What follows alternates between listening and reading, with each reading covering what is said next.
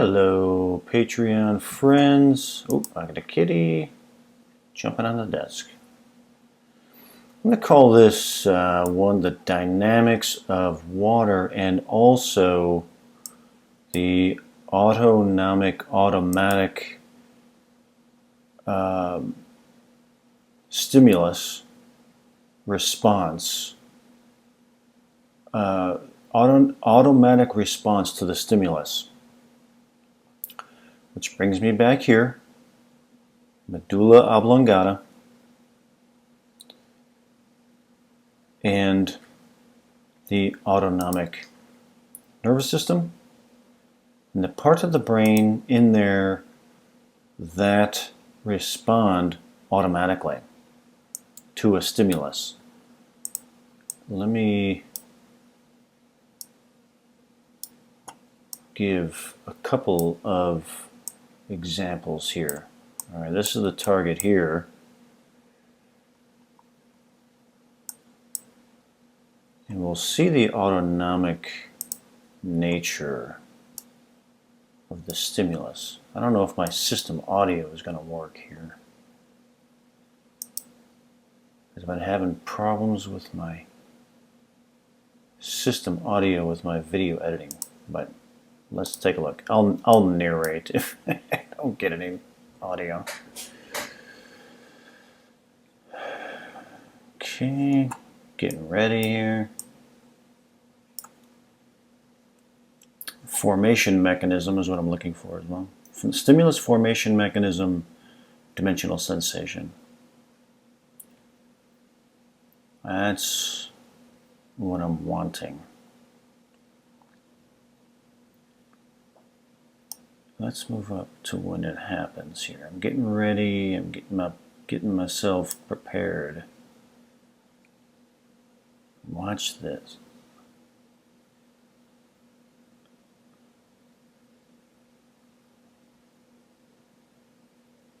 Oh, right there.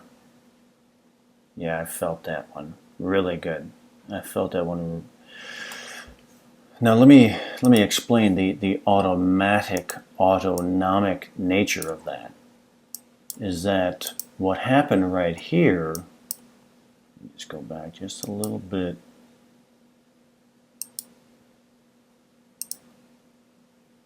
Wait a minute.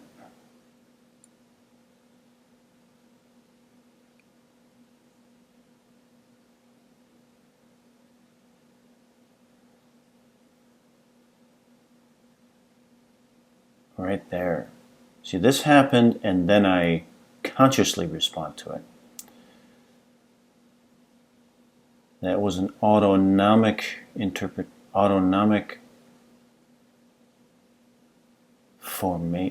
formulation mechanism. Right from the autonomic system. And that was good for me. That was good for me. And when looking around in my brain where that came from, and it was automatic, straight from the autonomic nervous system. The dynamics of water. Here's another example of that. Here's the target here, Brooklyn Bridge. Here's the water. Again, I'm looking for autonomic response and the formation mechanism.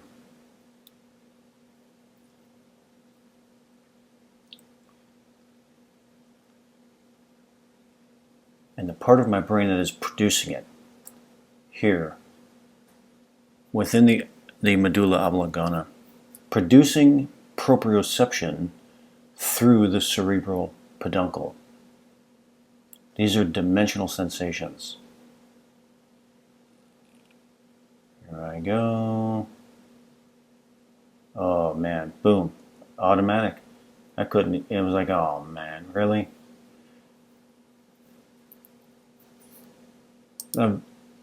as a remote viewer, you never know what the target is going to be. They're all blind targets.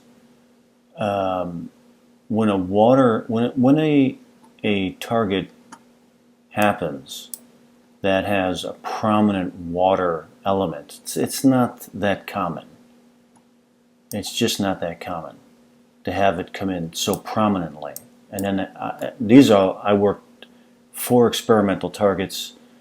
2 of them were prominent water targets. I'm blind, of course, to all of them. So, of the mechanisms that I'm working with in these, the autonomic system is what's giving me the prominent experience, as opposed to, because sometimes this so-called ideogram will produce a strong enough response, a strong enough quality, like these ones did, where they come through and I'm 100% sure there's a prominent water element at this target.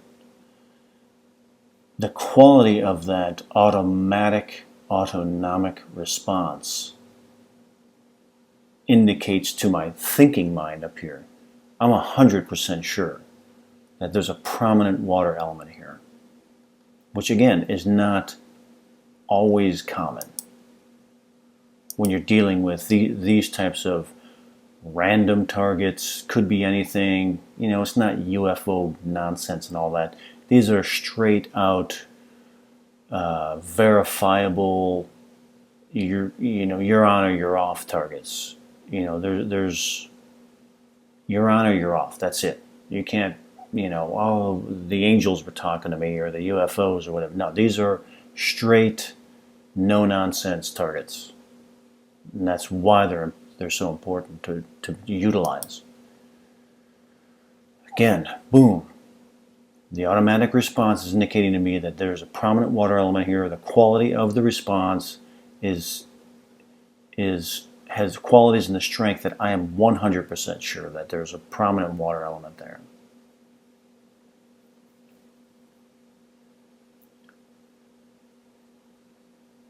So like, all right. What else do I got here? I'm in the water.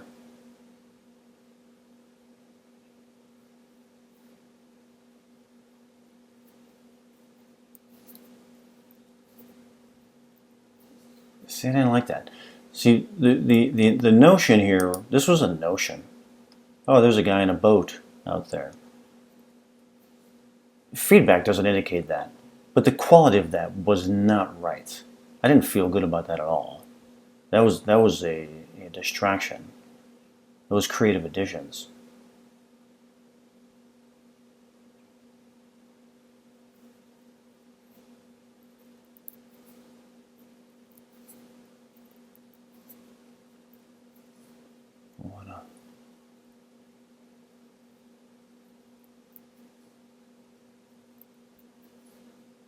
Some more. Let's go. So there's a shoreline here, or an edge. I'm looking for anything else. And this is the prominent thing. And that's all I needed, was to have another indicator of an autonomic response. That's exactly what I was looking for. The target only served as the stimulus for that automatic response. And that's what I wanted to capture on video. That's what I wanted to experience. This one I'm going to throw up just because it's so fun. This was the third experiment that I ran today. And this is the target here. Something mountain tunnel. So it's a tunnel system through this mountain, and the trucks and the cars and everything can drive through there. This was target 0946. I was doing target 0814 here. So this was the target that was next from this one that I was doing here. I wanted to show it because it's so fun. Let's get there. I'm getting myself prepared, getting myself ready.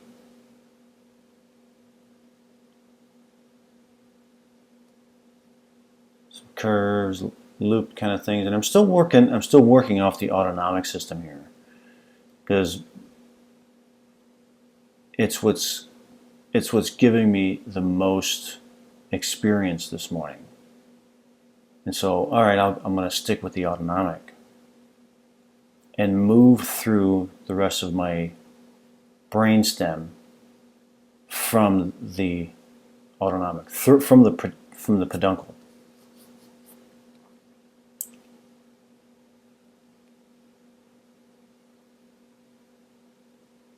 That was a good one there. That had a good quality to it.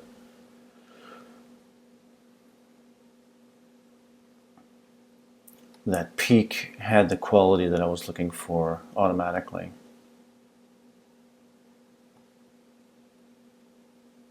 Let me get through it. Because again, the target that I'm working here is not this one. This is the one that I did second.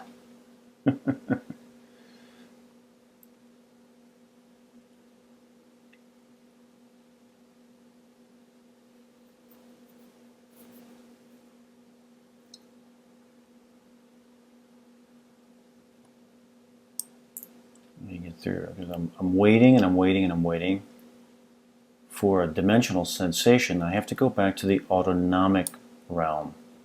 Then some dimensionals start coming in. I'm looking in different parts of my brain, bringing my awareness down into the stem. I'm still having to work for it though. There's a peak of some kind. And I like that. There's a natural feel, like I'm dealing with some type of a mountain. There's a peak.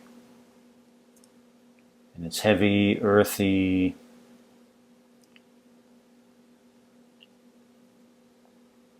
Now I'm spending a little bit of time here now, allowing for that stimulus to move into different parts of my brain, processing that information.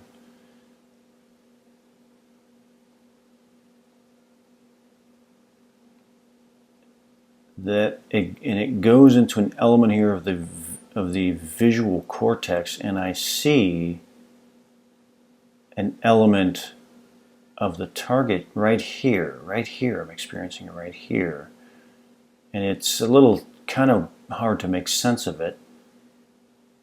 I'm like, what the There's people going into the mountain.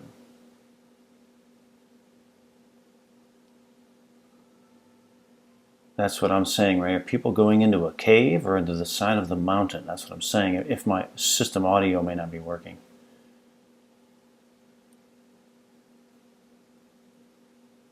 I'm like, what? What the hell? People going into the side of this mountain. And I don't know if it's like a cave or whatever.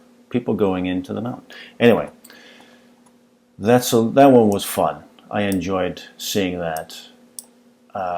As my brain was whirling around trying to figure it out. So those are some examples of the autonomic experience. Because with remote viewing, what I have come to find through all of these types of experiments like these, is that sometimes if my automatic part of my brain and nervous system are producing the quality of stimulus that I can recognize as being the actual input, that an actual remote viewing is taking place, then I will focus on that. But sometimes it's dimensional sensations. It's something different. Sometimes it may be some emotional sensation that I can pick up that is prominent for that particular day. This particular day, they were coming through the autonomic nervous system, and that was producing the qualities that were that I had to run with. So the point being, there's no one way, and so the quality that I'm looking for on any particular day could be different than the day before. And the only way to know that is from doing hundreds and hundreds and hundreds of these, hundreds and hundreds of them, so that I can build the experience required to recognize the quality of what is moving through my system and what part of my system it's moving through. So I hope you find that interesting, and many more to come. I will be doing a talk for IRVA, International Remote Viewers Association, later this month. I'll be doing 2 of them, actually. I'm going to have my own, where I'm going to be talking about this kind of stuff, and then I'll be doing another one with myself and Dick Allgaier. We'll be talking about the crypto viewing group. So check out the IRVA. Join and watch the conference. There'll be some good speakers on there, and many more to come.